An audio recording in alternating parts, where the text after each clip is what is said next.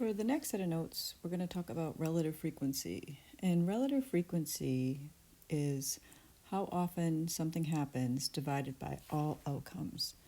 So how often something happens divided by all outcomes.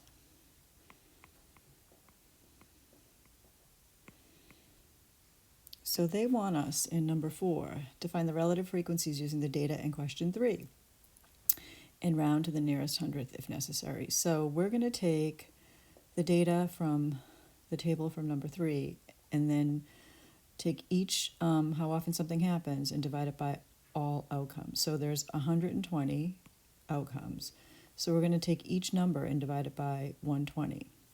So this first one here is going to be 27 divided by 120, and that's going to be 0.23.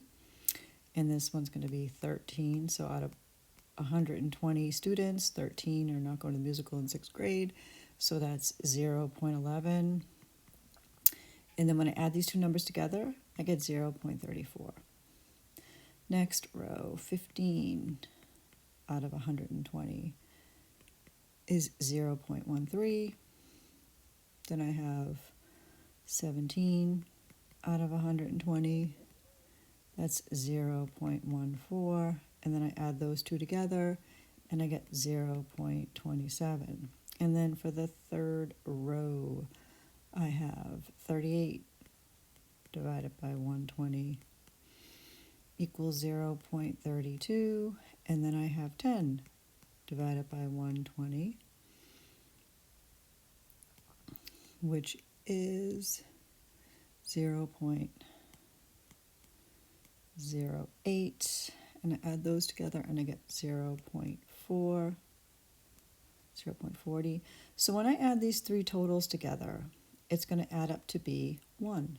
And that's kind of how relative frequency works. It's all part of 1. And then when I add the first column up, I get 0.68. I add the second column up, I get 0.33. And that also adds up to about 1. That's 1.01, but both of them are 1.01, but it's close enough to 1 because you had to round all your decimals to 2 places. So you might notice that this is basically finding the percentage, except you didn't multiply it by 100. So when they ask you what percent for these next questions, what percent of the students surveyed were 8th graders, you're going to multiply it by 100. So what percent were 8th graders? It's 0.40, so that is basically going to be 0.4 times 100 is 40%. So it's kind of like what we did up above, except the one thing for relative frequency that we don't do yet is multiply by 100. It's going to be all decimals. So let's look at the next one. What percent of the 6th graders plan to attend the musical? So 6th grade, oops, sorry, I meant to do this. 6th grade going to the musical is 0.23. So 0.23 times 100 equals 23%. And then what percent of 7th graders do not plan to attend? So 7th grade aren't going, that's 0.14. So 0.14 times 100 is 14%. So last example, the data below shows the results of a survey in which a group of high school seniors were asked if they have a part-time job and if they have their driver's license. Complete the second table by finding the relative frequencies round to the nearest hundredth if necessary. So what I need is my total. I need to think about my total. And then for each of these boxes in this table, I'm going to take the number and divide it by the total, and that's going to give me the relative frequency. So for the first one, it's going to be 25 divided by 60, and that's going to give me 0.42. The next one's going to be 8 divided by 60. That's going to give me 0.13. The next one's going to be 33 divided by 60. That's going to give me 0.55. And then when I go to the second column, it's going to be 17 divided by 60. And that's going to give me 0.28. I have 10 divided by 60. It's going to give me 0.17. Then I'm going to have 27 divided by 60. That's going to give me 0.45. So now we're going to go and total everything. So my first row, 0.42 plus 0.28, 0.7. My second row is 0.13 plus 0.17 is 0.3. If I add this column up, it's going to be a 1. And when I look at the bottom total, the row, 0.55 plus 0.45 also adds up to 1. So all your numbers, 1 is what your total is, and all your numbers are decimals, right? They're all going to be decimals that you're looking at, and they're all less than 1.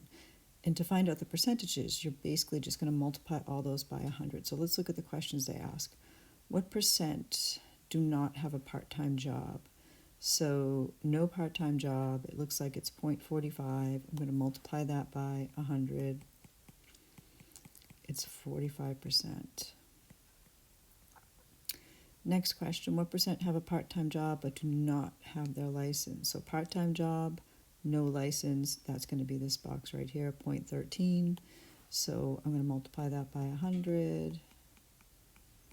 13%. And then this one's a little different. If there are 400 seniors total, so this number, if there are 400 seniors total, how many would you expect to have their license and a part-time job?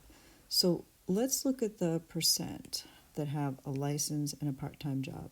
So have a license, have a part-time job, 42.42. So I know that for the percent, it's 42%. But they want to know of 400, how many is 42%? So that's just, you're going to take your original decimal, you're going to multiply it by 400 total, and that's going to give you the amount of seniors. 168 seniors would have their license and a part-time job based on the fact that it's 42%. So that is relative frequency.